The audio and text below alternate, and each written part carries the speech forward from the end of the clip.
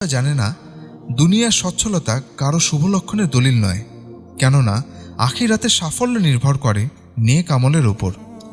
দুনিয়া আল্লাহ কখনো অবাধ্যকে দেন সচ্ছলতা, অনুগতকে দেন সংকীর্ণতা, আবার কখনো এর বিপরীত করেন। কখনো উভয়কেই সচ্ছলতা দেন, কখনো দেন সংকীর্ণতা। কখনো অবাধ্য বা অনুগত ব্যক্তিকে একসময় দেন সচ্ছলতা, অন্য সময় দেন অসচ্ছলতা। এর সব কিছু নিয়ন্ত্রণ করে আল্লাহ তাআলা নিজ প্রজ্ঞা ও হিকমতের ভিত্তিতে। রিজিকের এই হ্রাস বৃদ্ধি আসলে পরীক্ষা মাত্র। আল্লাহ বলেন, আমি অবশ্যই তোমাদের পরীক্ষা করব, কখনো ভয়ভীতি, কখনো অনাহার, কখনো তোমাদের জানমাল ও ফসলাদির ক্ষতির মাধ্যমে। তুমি ধৈর্যশীলদের সুসংবাদ দান করো।